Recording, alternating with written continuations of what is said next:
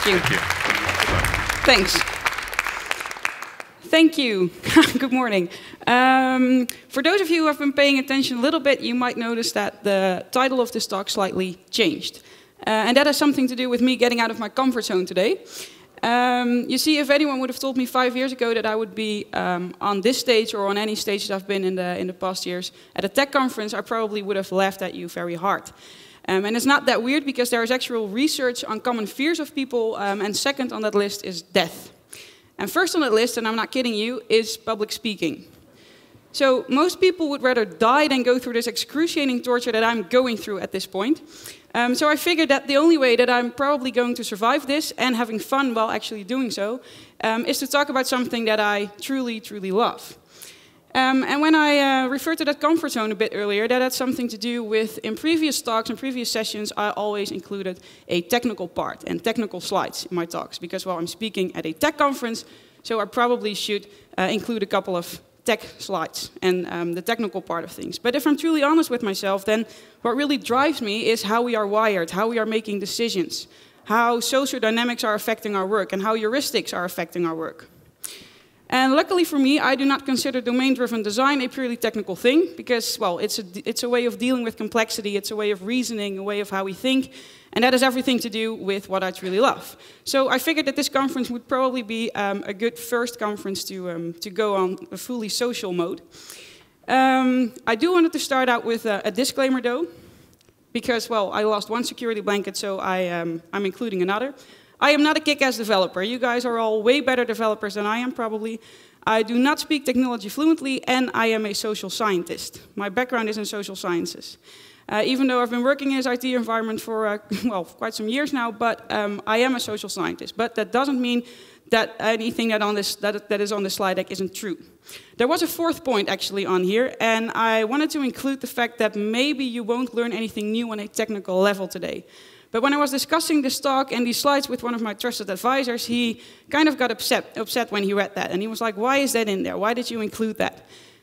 Because what you're doing, what you're researching, what you're studying has everything to do with tackling this complexity in software development. And it has everything to do with what we're working on.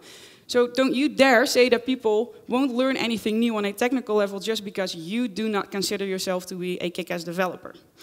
And that made, yeah, well, it was quite impressive because he was standing up and I was sitting down, so it was kind of intimidating. But it made me think, and I believe that he's right. Because if I'm honest, then indeed everything I do and how we are wired, how we're making decisions, has everything to do with how we can build even better products. So my goal here today is basically to make you think, to challenge you on how we are wired, how we make decisions, and how we collaborate as teams. And for me, when I saw this visual at one point, that kind of hit me. And indeed, if this is the situation, then how are we going to keep this thing sustainable? How are we going to prevent ourselves from going crazy altogether in a few years? When I was starting to think about that, and when I was walking around at clients and talking about colleagues about this, I very often hear things like, well, IT isn't living up to its promises, or the business is throwing all these insane requests at us, but they don't really know what they want. So what I very often hear is that the problem that we're facing is that we are spending way too much money on IT and that it's still not working properly. And that what we want is we want faster delivery and shorter time to market and cost reduction and excellent CI/CD pipelines. And what we need for that, well, obviously we need more developers, right? And we also need microservices and DevOps and serverless architectures and anything else that we've heard at the latest conference that we attended. So maybe after today we will need something new or something more. But as I said, I'm a social scientist, so when I started to think about this, and I saw this quote, that really hit me. Because software development is a technical activity, but it's conducted by human beings. We write the code. We are not writing code for computers, we are writing code for other human beings. So that's what we should focus on. So I honestly think that a lot of the technical issues that we are solving are a consequence of organizational issues or communication issues. And that almost every technical issue is a consequence of this, and that we are mistaking these organizational issues for technical issues. And as a consequence, we are very often busy treating the symptoms instead of the actual root cause of our problem. So when I try to translate that into the logic of the previous slide, I think that the truth might be more close to something like this. That we don't listen to understand, but we listen to reply. We've heard that in the keynote session this morning as well. And that what we actually want, is we want the right people talking about and working on the right things at the right time. And what we actually need for that, and of course there's a lot of stuff that we need, but I can only cover so much in 1 hour. So today I will focus on a shared sense of reality, understanding of how we're making sense of the world, and understanding of some social heuristics that are working for us and against us all day. Because in the end, it's not about, well, craft. Of course it's about code, but it's really about people. And I am sorry that I missed Andrea Goulet's talk yesterday, but at one point I heard her say that communication is the artifact of your ideas. And if communication is the artifact of your ideas, then that's not that different from coding. So it's also a skill. It's a skill that we can learn. If we can learn how to code, if we can get better at it, then we can also get better at this social side, this communication side of things. But instead, what we very often do is we come up with all sorts of crazy solutions. And one of them is, at my last job, we called this the vicious cycle of unsustainable software development. And I see this very often at companies. There is this fear of touching existing code, and then we start to come up with all sorts of workarounds, and that makes the system grow in size and complexity, and what we then do is we throw more developers at the problem. That's not a solution, right? I mean, this is, like it said, it's unsustainable. So I think that one of the root causes of this problem, and what we actually should be doing, is we should focus more on the organizational side of things, the social side of things, understand how they are affecting our work and our problems. So maybe what we should try to do is this. We should maybe first solve the problem and then start writing the code. Very often I'm at a company and they have a problem, and immediately we start thinking in terms of solutions and technologies, and we should start doing this and start writing this. But maybe we should think about it first before we actually start acting. So like I said, what we actually need, as far as I'm concerned, is a shared sense of reality, understanding how we are making sense of the world, and understanding of a couple of social heuristics. And I'm going to talk about 3 heuristics today that are working for us and against us all the time, continuously.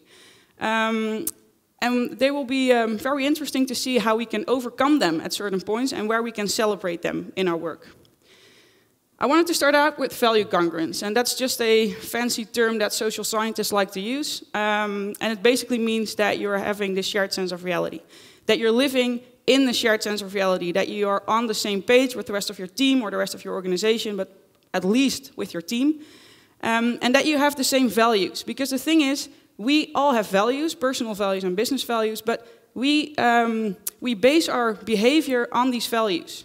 So if they are not aligned, if we are not aligned with the rest of our teams in terms of values, then the decisions that we will make, well, won't probably be the best decisions possible.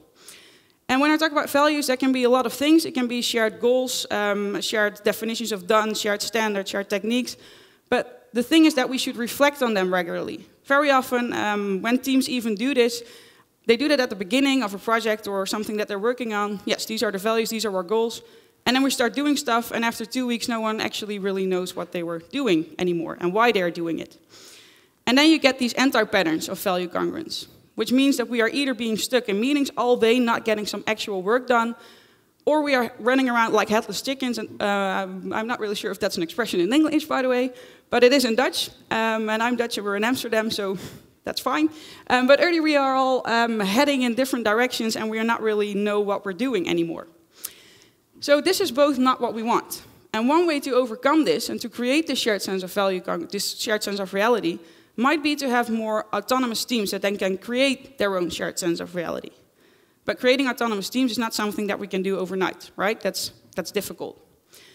So this is what we probably want, autonomous teams and a shared sense of reality. But where do we start then? I'm not going to tell you today how you are going to do this. I'm just going to explore a couple of scenarios and options that we could consider to increase the shared sense of reality.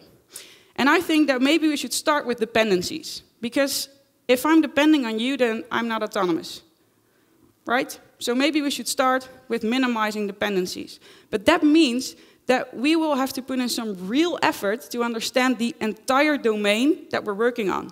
That we really have to understand the problem and the things that we are working on, that we are trying to solve. So in order to be autonomous, we need to be independent. And in order to be independent, we need to have a lot of in-depth knowledge on the domain that we're working on. And there are all sorts of techniques that you can use for that. Event storming is one of them. There is an expert in the room right here. So maybe we can pick his brain after this session.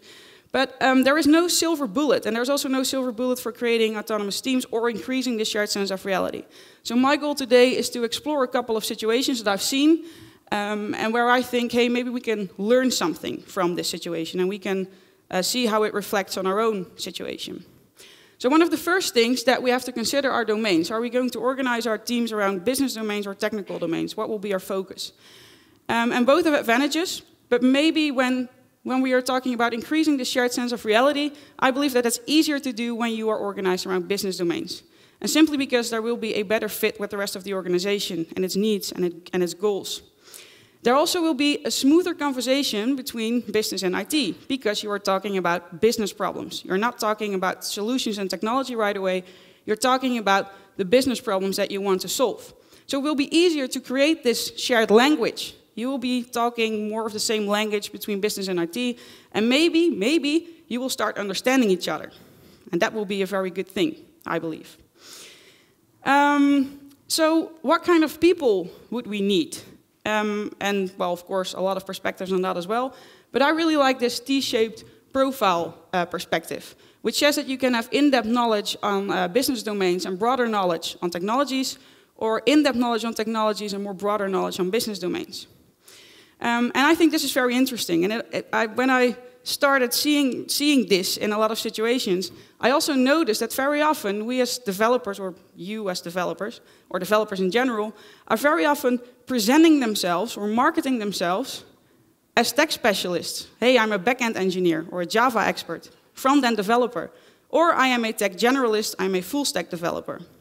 But almost never is anyone presenting themselves or marketing themselves as a domain expert.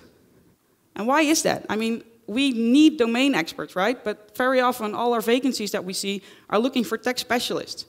So that was something that I started to think about, and well, maybe we should do something about that. Maybe we should be proud of being a domain expert in some cases. So this has also a lot to do with how we make decisions. Because very often we are not really aware, and we are not really aware of why we are making certain decisions, why we are doing certain things. And when you have in-depth knowledge on the business domain, that will mean that you will have more knowledge and more understanding of the problem that you're facing. So you'll be able to better formulate that problem and define it, and then start thinking about solutions, instead of jumping to conclusions right away. So you will be able to make less biased decisions. And that's one of the advantages that this can bring you. And before you're heading into an existential crisis, I'm not saying that everyone in one team should be T-shaped like the thing that we just saw on the left. I'm talking about teams as a whole being T-shaped like the one on the left, with a lot of in-depth knowledge on the business domains. Because, of course, we need experts in a team. But I'm talking about the whole team. So no worries. When we relate this to how our teams are structured, I wanted to do this with two examples that, well, I very often see at clients. And one of them is this. And there are a lot of dependencies here between teams. And the T-shaped profiles of these teams will look like the one that you're seeing there on the right, with a lot of in-depth knowledge on UI, logic, and data, and more broader knowledge on the business domain. And there's nothing wrong with this, but in this case it will be harder to create a shared sense of reality, because you are focused on your own part of the puzzle, on your own little island, basically. So it will be harder here to create that shared sense of reality. And within these smaller teams it will be, because you will be talking about the same thing, but maybe as a whole, it's harder. So it might be better or different when we are organized like this. And when we are organized like this, and there's one team per domain, that means that we as a team have to have a real understanding of the entire domain that we're working on. We have to know what we're doing and why we're doing it, because we cannot focus on just one little part of the puzzle. So in this case, it might be easier to be on the same page with the rest of my team because we are talking about the same things, more or less. The second thing that I wanted to discuss today is sense-making. And this is something that we are doing all the time, all day long.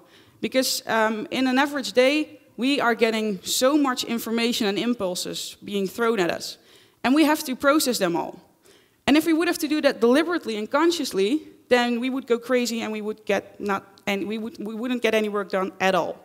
So luckily, we have strategies for this that help us here. And one of them is heuristics, which we will get to in a bit. But there are two perspectives on sense-making that I particularly love, and I think we can combine them. And they help me in categorizing the world and seeing, well, in which domain or which world am I working. And then I can decide if I can celebrate heuristics or that I should try to actively overcome them. So that's a really helpful tool for me, so I hope it will be for you as well. So the first perspective that I really like is this thinking fast and slow thing from Daniel Kahneman. And he basically says that we have two systems, a system 1 and a system 2. And our system 1 is a system that we are using 95% of our time. And it's impulsive, and it's fast. And it's based on our gut feeling, on our intuition. And for example, if I would ask you, hey, how did you get here this morning? Could you tell me every single decision that you made to get here? That's a very hard question, because there are so many decisions that you had to make to come here. And that's where System 1 comes in, because it helps you to make decisions very quickly based on everything that's already in your head. You know how to do things. So System 1 is a very great system to have. And because 95% of it is being done quite automatically, you have 5% left to spend with your System 2. And System 2 is a rational, more slower, deliberate system that will help you in solving the more complicated problems. A very clear example is if I would ask you 2 plus 2, 4. That's an automatic reaction. You don't have to think about it. If I would ask you, hey, 177 plus 233 divided by 4, you need your System 2 to solve that problem. So that's the difference between these two systems. The other perspective that I really like is this Keynesian Model, and I'm always doubting how I should pronounce it because there are a lot of perspectives on that as well, but you know what I mean. And this says that we can divide the world into 4 domains. We have an obvious domain, which consists of problems like, it's that kind of problem. What you do then is you sense, you categorize, and you respond. Because it's an obvious problem that you've been facing quite some time, you know what to do. And then there's a complicated domain. And there's also a clear relationship between cause and effect. It's predictable, but you need to be an expert in order to make a good decision here. So what you do here is you sense, you analyze, and you respond. There's also a complex domain, and we are operating in that domain very, very often. And everything that you do in this complex domain changes the domain. And then the results could only be understood in retrospect. So you could have not known beforehand what the best decision might have been. So you have to experience it. It's also a domain where you can safely fail. So that's the good news. You can fail. You can act in the domain, change it, and then do something with the feedback that you gathered in that domain. And then there's the chaotic domain, and that's where all hell breaks loose. Chaos is the bug that brought your site down on the day of release. And what you have to do then is you act. You don't have the time to think, you don't have time to categorize or analyze, you just act. You make sure that the thing gets under control and you do something with it. So like I said, I think that we can combine these two perspectives. And that leaves me with 2 worlds that I think that we are very often operating in, especially in software development. So I think on the one hand, we have a world with complicated domains, with a lot of known risks, where we could use our System 2, where we should actively think about the decisions that we're making. In this world, calculation will help us, because we can think about stuff, we can list pros and cons, we can weigh alternatives, we can think about scenarios and possible risks, we can identify them. Calculation helps. Use your System 2 in this world. But then there are also situations where they are in complex domains with a lot of uncertainties, and then you need more than calculation. Calculation is fine, but in some cases you just need something more, because calculation alone is not enough. And that's where heuristics come in, because they can really, really help you there. So that's the third thing that I wanted to talk about today, social heuristics. Because we are blessed with these things, and very often when I say heuristics, some people say, these nasty things that you should only use that you should never use when you're about to make a very important decision. And I don't agree with that, because social scientists spend their lives researching heuristics, and there are heuristics that are at play all the time. And in some cases, they are really, really helping us. Instead of for example, getting here this morning, that's based on heuristics. You don't have to think about everything deliberately. So there are three that I am going to talk about today. But the first question, of course, is how do we make decisions? And especially, how do we make good decisions? We all want to know that, right? If we know that, then we will be in a much better place. And when you ask someone for advice when you're about to make a big decision, they will probably tell you, you should list pros and cons, and you should think rationally about what you're about to do, and you should identify the risks and all the possible scenarios that you might be facing if you make one decision. And that's great advice, but it's not how we're wired. It's not how we work as human beings. And in some cases, like the world that we just saw on the right, it might really work. But if you're about to make a big decision with a lot of uncertainties, it's not enough. You need more. And when I was about to make my last big decision, which was about changing companies and changing roles, everyone I asked for advice told me, indeed, you should list all the pros and cons and identify all the risks and stuff. And I did that, but that was the easy part. Because I made the decision based on my system 2, and I was still thinking, yeah, it still doesn't feel good. And that feeling, the comfort that you need to make a decision, that's what heuristics can do. And there were a lot of uncertainties related to that decision. And that's where heuristics came in, and they provided me with the comfort that I needed to make this decision and to feel good about it. So especially in this complex domain with a lot of uncertainties, we should celebrate heuristics, and we should be happy that they are there and that we can rely on them in a lot of situations. So the three heuristics that I'm going to talk about today are what you see is all there is, or the availability heuristic, beware of the experts, which is highly related to overconfidence, and the curse of first impressions, which is related to the anchoring effect. And the things that you see in yellow here are what the social scientists call them, and I changed them a bit because I think that's more, it's more true, actually, to the situations that we're facing. So I'm starting with the availability heuristic, or what you see is all there is. And I don't want to be a psychologist here, but we are all suffering from past experiences. For example, I very often find myself in conversations about food. I'm not really sure why that is, or maybe I'm denying stuff, but I'm talking about food very often. So not that long ago, I was at a restaurant with a friend, and I told her, hey, I think I will take the stuffed mushrooms as an appetizer. And she made this face, and she said, I had mushrooms once in a restaurant, I got really sick, so I'm never eating them again. Okay. That quick reaction, that automatic reply to what I was saying about mushrooms, that's the availability heuristic at work. This heuristic is all about estimating the likelihood of future events based on past experiences and memories. So if these memories can come to mind, and if they come to mind pretty quickly and pretty easily, because the only thing I had to do was saying mushrooms, and she was all getting all these associations with it, she thought that, hey, if I have mushrooms again, it will be the same as the past experience that I had. So the easier these memories come to mind, the more likely we are to estimate that the future events will be the same as the one in our memories. And what happens here is that the mind thinks, if I can think about it, it must be important. But statistically, this might not be your best effort. And the same happens in our work.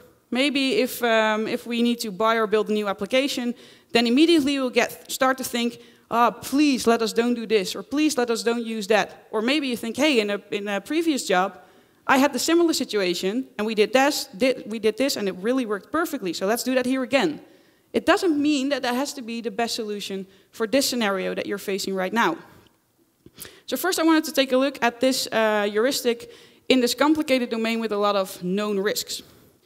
And when we stick to that example, when we are buying or building a new application, then that's a scenario for system 2. I mean, we can think about it. We can identify risks. There are uncertainties, yeah, sure, but it's a complicated domain, so we can use our system 2. But what very often happens is that we rely on our system 1, and we start making associations and making decisions quite quickly without thinking about them. And when I started thinking about that and compare it to a situation that was not software related, then I thought, hey, something else happens there, and that's weird. Because, for example, if I am going to buy a new bike, If I want to get a new bike to get me from home to work, or I want to get a bike that gets me up in the mountains in Italy because I'm going on holiday there, or maybe I have some new ambitions and I want to be the best cyclist in the world and win the Tour de France or the Giro d'Italia. Then I have 3 problems or 3 domains which require 3 different solutions. So what I do then, I go to a shop or I do some online research about all the possible options and the alternatives that I might have. I go to a shop and I ask the salesperson, this is my problem, I want to get a bike that gets me from home to work, what would you recommend, what would you do? So you actively start looking for advice, you actively start addressing your system too. Because, well, you're about to spend quite some money, right? So it better be worthwhile. So why doesn't that happen in software teams that I very often see? That's a weird thing, I think. So let's say we are facing legacy modernization challenges as a team. And we have to decide, are we going to replace or to rebuild? And this is complicated, but we can think. We can use our system 2 here. But like I said, very often system 1 is taking over. And if we compare that to buying the bike scenario, then that's kind of weird. And I think that that has a lot to do with the fact that in this software development scenario, we are not overseeing the whole thing. We are not overseeing the bigger picture. When I'm buying a bike, I know from beginning to end my domain, my problem, and I know everything that's happening there. I know what the impact of my decisions will be at the end. And very often, and especially if we are organized in these layers, in a software development team, then we only see a small part of it. We don't know what the impact of our decisions will be. And we don't know how costly the decisions are that we're making. So that's why I think it's really important to always convey the bigger picture so that you know what you're doing and why you're doing it. But then again, there are also situations in which we can really celebrate heuristics, the complex domains with a lot of uncertainties. And when I was preparing for this, actually, Nick gave me the idea to talk about a few uncertainties on 2 levels. On an organizational level, because there are organizational uncertainties, but there are also uncertainties when it comes to building a new product. So for all the 3 heuristics, I will be mixing them up a bit and see where we can actually benefit from these heuristics. So uncertainties when it comes to building products for the availability heuristic. Maybe we are facing desirability and usability challenges and uncertainties. Will the customers find value in the idea, and will the solution we build be something our customers want to use? Uncertainties. We cannot get into the heads of our customers literally. But what the availability heuristic does here for you, it retrieves all the information that's available in your head about what you're doing. And if you're thinking about a new product, and if you can think of it, it must be important. In this case, yes, probably it is. Because you've gathered the feedback from your customers.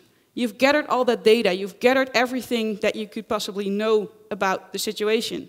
So in that case, the availability heuristic will retrieve all of that. It will go through it. And if you would have to do that deliberately, trust me, there won't be time to building any new products. But it does that for you. So in this case, if you can think of it and no one other in the team says, this is the stupidest idea that you've ever had, then you can trust your gut here. You can trust your heuristics. And when I was preparing this, I saw this tweet. And it says that the best product ideas come from talking to customers frequently and the teams who build the products. And I do not think that this is a coincidence. Best product ideas do not come from external people or consultants or whatever. They come from the people who are gathering that feedback, who store that feedback somewhere in their heads and use the availability heuristic to retrieve it when they think about new products. I don't think this is a coincidence. It kind of made me feel good about myself that it was true what I put in the slides. The second heuristic that I wanted to talk about is overconfidence, or beware of the experts. And this is always a tricky one because we all love experts, right? And including myself, I love experts and we need them. But there is a fine line between being a real expert and relying on expert intuition, which has everything to do with your system 1 and your heuristics, but we'll get to that in a bit. If I would ask you, do you consider yourself to be a better driver than the average person? And you don't have to answer it, but there was actually research on this. And it was American research, so maybe the numbers would be a bit lower here. But 93% of all American drivers considered themselves to be a better driver than the average person. Statistically, that's not really possible. The same happened when they were asked about intelligence. So that might explain a few things, but it's not possible. It's just statistically not possible. But that has everything to do with overconfidence. This heuristic has everything to do with what the mind believes it knows. We are way more likely to ask ourselves, hey, how do I feel about this? Instead of, what do I think about this? And there's a funny thing with confidence, I think. Because on the one hand, we know that overconfidence can really hurt us. We know it can harm our situations and it can harm our work. But on the other hand, when I scroll through my LinkedIn feed or when I walk into a bookshop, I see all this content about start living the awesome life that you deserve and be more proud of yourself and stand up for yourself. So we are kind of being encouraged to be more confident. And every girl or woman that I know is reading about why nice girls don't get the corner office. And I haven't read it, but I think that the gist is that we should stand up for ourselves more and be more confident, maybe even overconfident. So there's this thing, and I was like, is there a middle ground then? Is there a compromise that we can get to, that we should operate in? And I think there is, but it requires us to really reflect on ourselves critically. And it also requires ourselves, we should consider the possibility that we might be wrong. And that's a difficult thing, because we all hate to be wrong. And like I said, there's this fine line between being a true expert and relying on expert intuition. A true expert, well, we all love them because they have real expertise. But relying on your expert intuition, that's a whole different thing. And I think that we should, well, we should talk about it right now, probably. If you are an expert, then you have a lot of information in your head stored about a certain topic. And for experts, cues are really, really fantastic. If they're in a certain situation and that situation is providing them with cues, then the cues will provide them access to all the information that's in their head about that certain topic. And because you're an expert, because you know very much about a certain topic, you can come up with a lot of arguments to support your decisions. But you don't have to be an expert, a real expert, to have a lot of knowledge about a certain topic. So maybe when I'm thinking that I'm relying on my system too, because look at all the arguments that I can come up with, I am still relying on my system 1.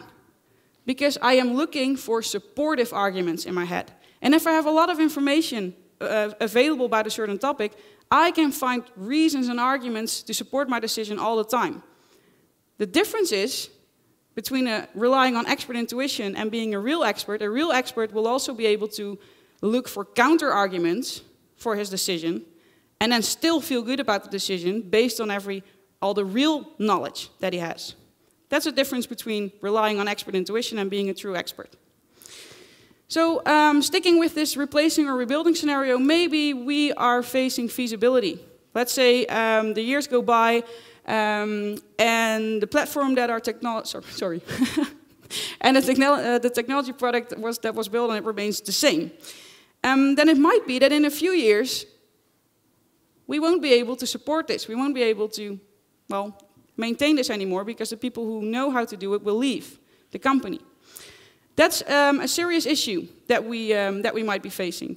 And this is a situation for your system too, because very often when this is a challenge, your system 1 will try to tell you, look at this great team that you're having right here, this great company. Of course you will be able to keep maintaining it, and maybe you'll find other people, or you will find another way to do it. But it will try to comfort you. That's what your system 1, well, it does that. It tries to comfort you. But maybe your system 2 starts whining.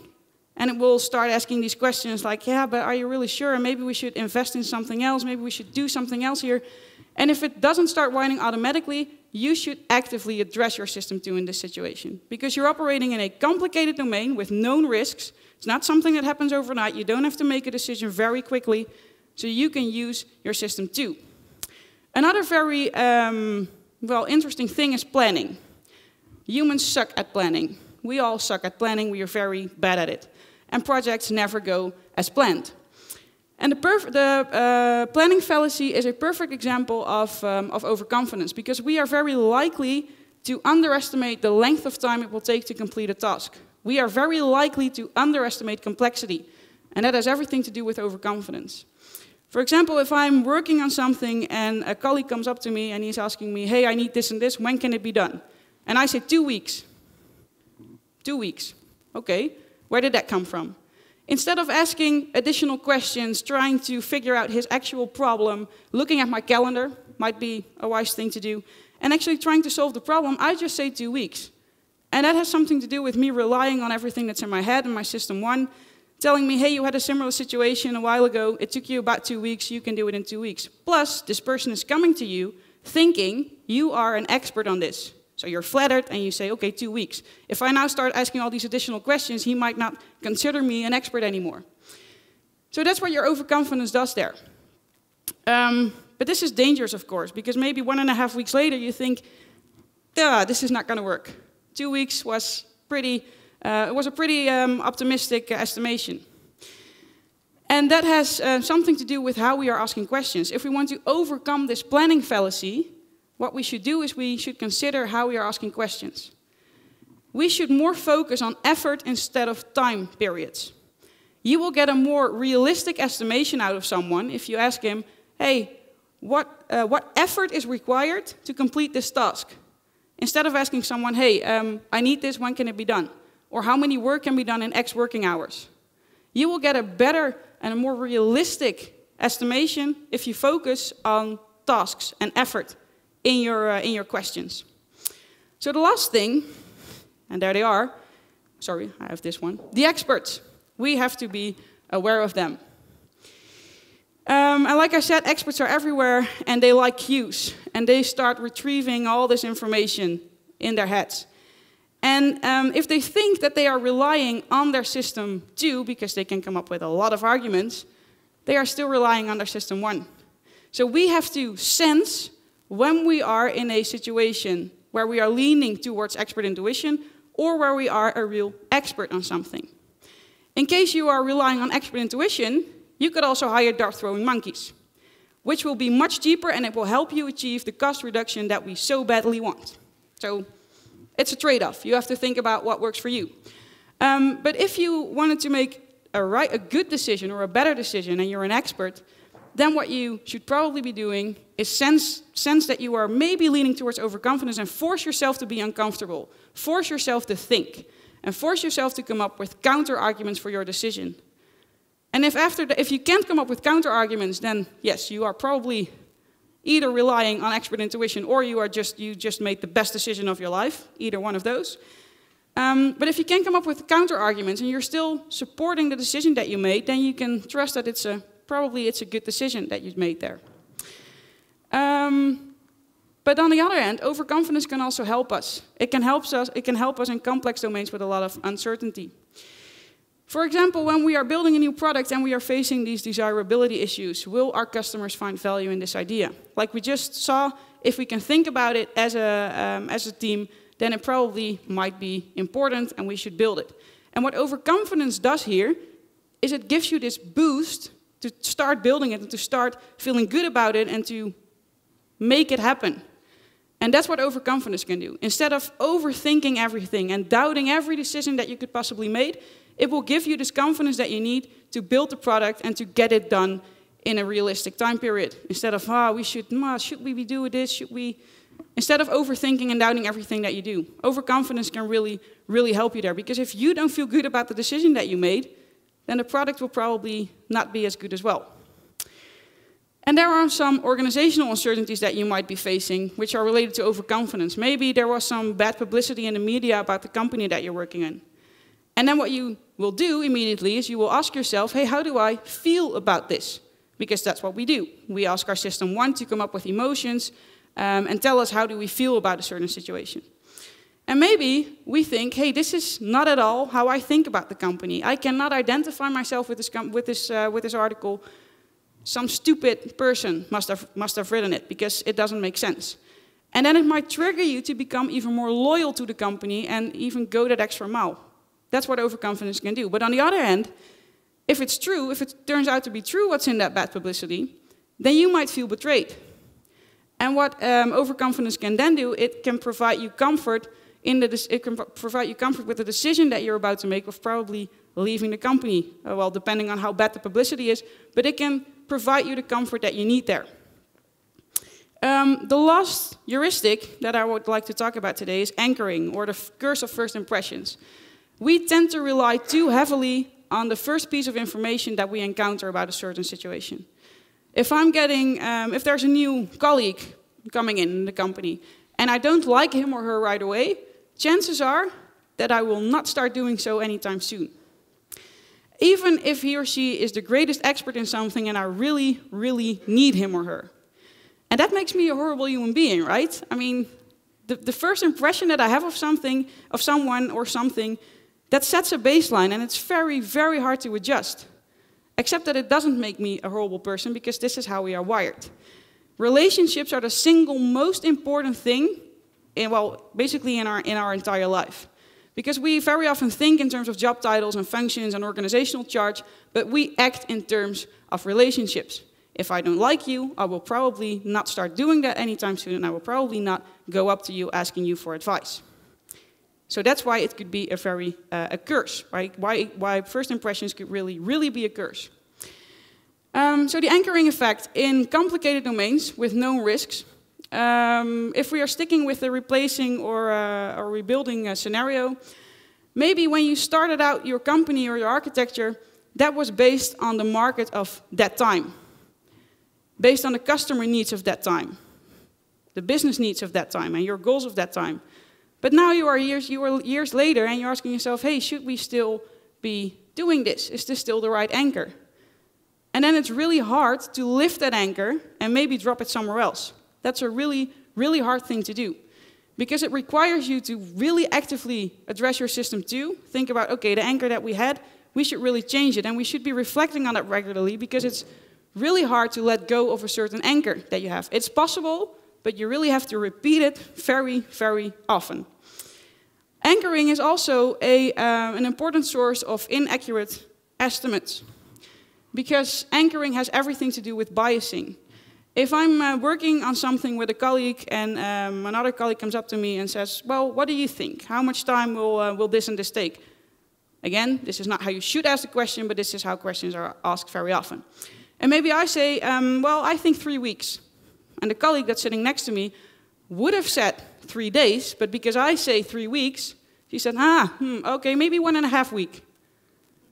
She's compromising, she's moving towards the middle. We are finding some middle ground there, and that's what the anchoring bias could do. I set the anchor by saying 3 weeks, and she's adjusting her own thoughts and her own perspective based on what I was saying. And that's what really very often happens. And I very often see that at companies, they are facing this huge problem that they're having. And then they say, okay, we need to get in a room and we need to brainstorm and we need to generate radical ideas. And we need to generate as much different ideas as possible between groups. So we put every team in a room and we let them brainstorm. And here's an interesting trade-off about autonomous teams, because they are diverse and they will bias each other. They will use each other's anchor and use that for their own judgments. So that's interesting. If I want to get radical ideas, I should not set diverse groups into a room, because they will compromise, they will move to the middle. If I want to get ideas out of a diverse group, out of an autonomous team, I should not let them talk to each other. I should ask them to use post-its or whatever, but come up with their own ideas before they can start biasing each other. And that's something to think about. The anchoring effect could also be really helpful, because the greatest benefit of the anchoring effect is that it helps us move on. It helps us unconsciously think about trade-offs and think about situations and help us make a judgment call. And the more that we do that, the better that we get at it. So it could really, really help us. So when we are facing viability uncertainties, does this product make sense within our wider business portfolio? Yeah, uncertainties right there, definitely. But the business portfolio that we have at this point, that's our anchor. And it's a proven anchor because we are making money with it. Our company still exists, we are still here. The portfolio that we have at this point, it does make sense. So who better than we, as the team that develops the product and came up with the idea, to decide if it fits into our wider business portfolio? We could use our anchor, and that anchor is based on all the information that's inside our head that we can retrieve, and it's based on the fact that we are still here as a company. That's also quite a good indication. Organizational uncertainties, and this is actually something that I've faced myself as well. Maybe a new CEO comes in, and he or she starts shaking up things. or there are sudden reorganizations. My anchor in this case was the situation when I entered the company. When I started out, the CEO that was there, the vision, the mission, the goals, how things worked around there, that's my anchor. And then a new CEO comes in, and he starts doing all these different things, and there are reorganizations, and he starts making decisions of which I'm not really sure if I can identify with that. And I use my anchor to make that decision. So the actions that I'm seeing of this new CEO help me decide, hey, do I still want to be part of this company? I do not have to think about that from scratch, but I have my anchor, and it's going to make me help a quick and effective decision about my future at that company. So again, it will provide me with the comfort that I need in order to make decisions. The summary of my talk, these are the things that I'm telling myself very often, is that I should reflect on incidents and find the actual root cause. And I have to remind myself that very often they are not technical root causes. Spread domain knowledge, make sure that you understand the entire domain that you're working on. Think about the bike example, make sure that you know why you're doing what you're doing. And complex problems don't always need complex solutions. If you are working in a complex domain, you can rely on heuristics most of the time. And there are a lot of heuristics that are working for you. I've only discussed 3 today, but there are whole books on all social heuristics that could really help you in making decisions. And challenge your reasoning in a world of known risks. So basically what I'm trying to say is, well, maybe you can have a think if you can see these 2 worlds that I discussed in your own life and how they are affecting your work and your decision making. So at the end of the day, what I very often tell myself is that I could trust my gut, but I sometimes need to think twice. To end this kind of philosophical flood, I wanted to end with a quote, which I really, really like, and it will nuance some stuff probably, that the actual problem that we're having is similar to this. And that kind of marks the end of my talk. I think there is still room for questions. Yes, I see there's still room for questions. I also know that lunch is about to be served, so I don't want to keep you from that. But if you have any questions, feel free to ask me. And otherwise, I will be around here all day, and you can find me in other places as well. So thank you for now. Thank you, Evelyn. Thank you. Thank you very much. All right, we have the mic ready to be thrown at curious minds. Oh, Rebecca. Thanks for the great talk. I have a question about, because I've read Kahneman, and I've argued that you kind of want to sometimes, you say, well, trust your intuition, but sometimes you have to think twice.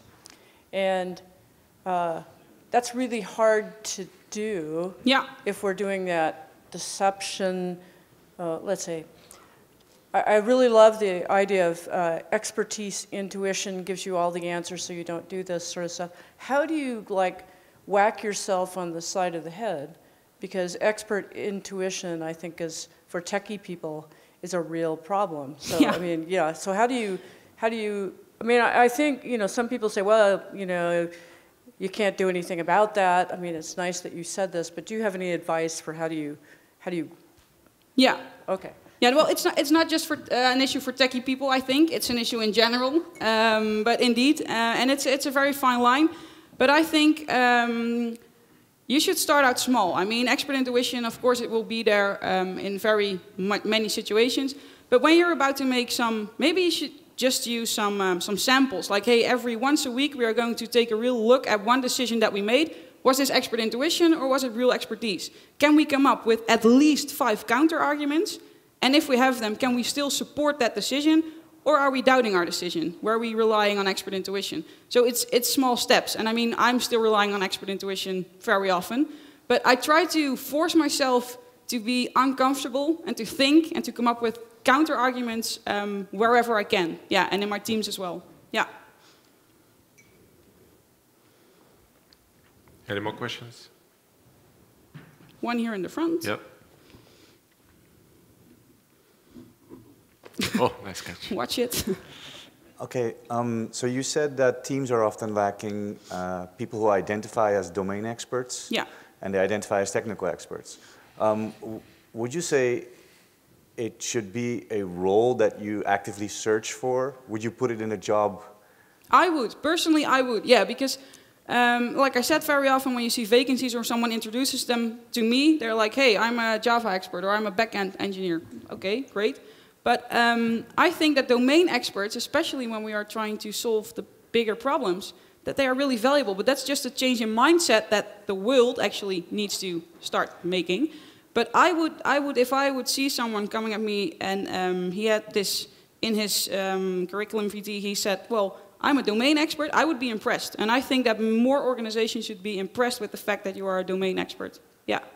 But how would you then search for a domain expert? Yeah, that's the second stage. Yeah, that's something that I haven't figured out completely. But it is, it's something that I thought of last week actually.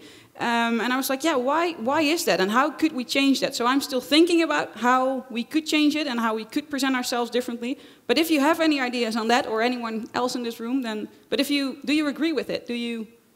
I find it interesting because I would say I agree with it, but how would you say I'm looking for a domain expert for your own company when you don't, you know, yeah. Someone new is never going to be the domain expert right off the bat. And maybe we shouldn't be putting that much emphasis on that in our job descriptions, but maybe in the conversations that we have with people, if they come to our company for a job interview, maybe we should try to focus the conversation more on that as well, that we are not trying to just focus on their specialties, but also, hey, what do you think about domains, and are you an expert in some domain? That might be a first step, I don't know. I think Alberto has a lot to say about domain experts, don't you?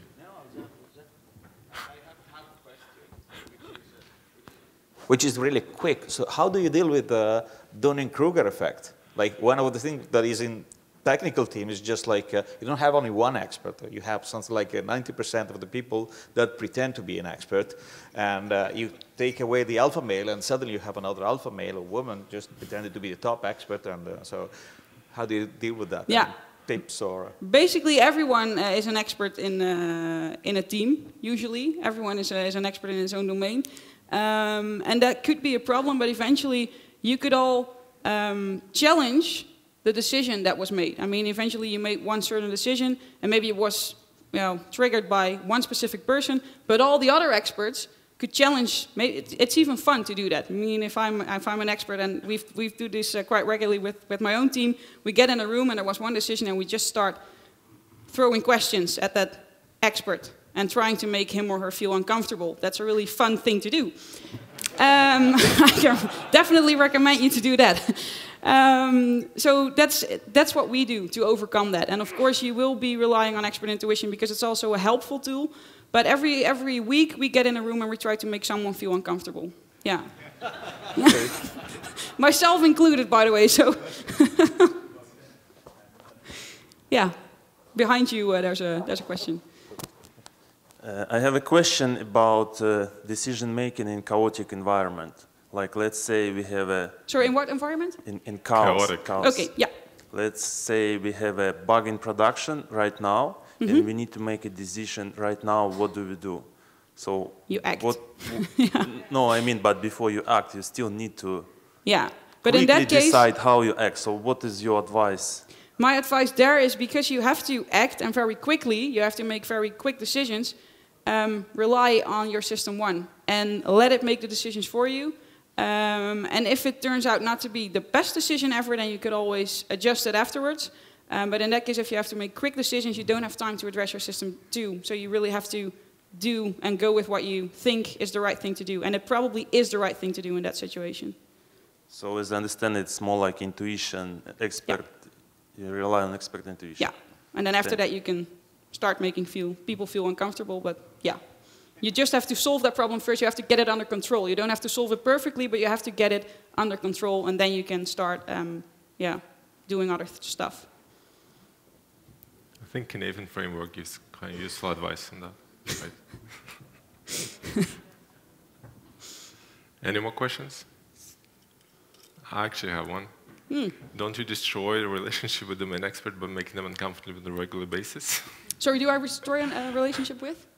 Ruin the relationship with the main expert Yeah. If you constantly make them uncomfortable, they probably will try to avoid communicating. Yeah, to you need trust for that. Yeah, you can. I started doing that quite soon, actually, in my new company. But the first time that I was part of such a meeting, I was like, he's gonna cry in 5 minutes. Why? Why are we doing this to him? But there has to be trust, because eventually you all work towards the same goal, and you want to get better at it. So I haven't destroyed any relationships yet, but maybe I will in the future. I don't know. That's probably a question that Alberto wants to ask, but doesn't. How would you distinguish domain expert from dungeon keeper? Dungeon master, yeah. That's a good question. Yeah. Do you know? Not yet, no. All right, any more questions? And go enjoy lunch, I would All right, say. thank you, Evelyn. Thank you. Great talk. Thanks.